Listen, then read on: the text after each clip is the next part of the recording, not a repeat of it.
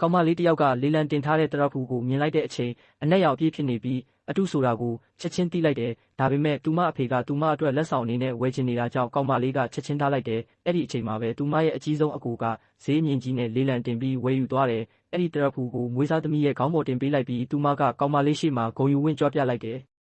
ချက်ချင်းနောက်တစ်ပစ္စည်းအဖြစ်လက်ကောက်တစ်ခုကိုလေလံတင်လိုက်တယ်ကောင်မလေးရဲ့အဖေကထပ်ပြီးလေလံတင်ဖို့ပြင်နေချိန်မှာပဲအကြီးဆုံးအကူကပုံမြင့်တဲ့ဈေးနဲ့ထပ်ဝယ်လိုက်တယ်ထို့အပြင်သူတို့ဘက်ကလူတွေကကောင်မလေးရဲ့အဖေကိုငွေမရှိတဲ့လူလိုစော်ကားပြောဆိုကြတယ်ဒါပေမဲ့ကောင်မလေးကဒီပစ္စည်းတွေအကုန်လုံးဟာအတုတွေဆိုတာကိုသတိထားမိနေခဲ့တယ်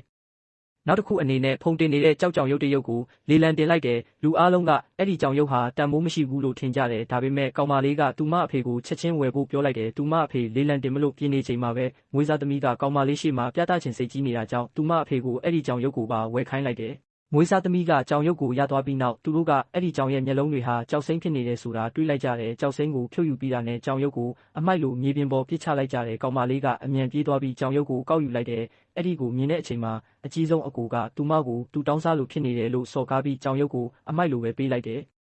နောက်တစ်ဆင့်အနေနဲ့ပစ္စည်းစစ်ဆေးသုံးသပ်မှုအချိန်ရောက်လာတဲ့ကျွမ်းကျင်သူကအကြီးဆုံးအကူလေလံဝယ်ထားတဲ့ပစ္စည်းတွေအားလုံးဟာတန်ဖိုးမရှိတဲ့အရေးသွေးမြင့်အတုတွေဆိုတာကိုတွေ့ရှိလိုက်တယ်အဲ့ဒီအချိန်မှာသူကစပွဲပေါ်မှာရှိနေတဲ့ကြောက်စိမ့်ကိုမြင်လိုက်ပြီးအရန်တန်ဖိုးကြီးတယ်အနည်းဆုံး$5သိန်းတန်တယ်လို့ပြောလိုက်တယ်ဒီစကားကိုကြားတဲ့အချိန်မှာအကြီးဆုံးအကူက$5တန်သုံးပြီးအတုတွေဝယ်ထားရတာကြောင့်နှလုံးသားကွဲသွားခဲ့တယ်အဲ့ဒီအချိန်မှာကောင်မလေးကသူမရဲ့ကြောက်ကြောင်ရုပ်ဟာတကယ်တန်ဖိုးကြီးယတနာပဲလို့ပြောလိုက်တယ်ကျွမ်းကျင်သူကမထီမဲ့မြင်နဲ့ကြည့်ပြီးဒီကြောင်ရုပ်ကတာမန်ကြောက်တလုံးပဲလို့ပြောလိုက်တယ်ဒါပေမဲ့အဖေကသူ့သမီးကိုအလွန်ယုံကြည်တဲ့အတွက်ရုတ်တရက်အနက်ရောင်ကြောက်ကြောင်ရုပ်ကိုမြေပြင်ပေါ်ထိုးချပစ်လိုက်တယ်အဲ့ဒီအချိန်မှာအစိမ်းရောင်လင်းတစ်ခုကြောင်ရုပ်အတွင်းကထွက်လာတယ်ဒီအရာကိုမြင်လိုက်တဲ့အခါကျွမ်းကျင်သူကအံ့အားသင့်သွားပြီးချက်ချင်းကြောက်ဖြက်ဆက်စီယူသွားတယ်အပြင်လွှာအားလုံးကိုဖျက်ချပြီးတဲ့အခါလူအားလုံးမထင်မှတ်ထားတဲ့အရာတစ်ခုပေါ်လာခဲ့တယ်အတွင်းမှာပြည့်စုံတဲ့ကြောက်စိမ့်ကြောင်တရုပ်ရှိနေခဲ့တယ်အဲ့ဒီရဲ့တန်ဖိုးကအနည်းဆုံး$တန်100လောက်ရှိတယ်ဒီသတင်းကိုကြားလိုက်တဲ့အချိန်မှာအကြီးဆုံးအကူကစိတ်ပူကြောက်ကြက်ပြီးအဲ့ဒီနေရာမှာပဲလဲကျမိသွားခဲ့တယ်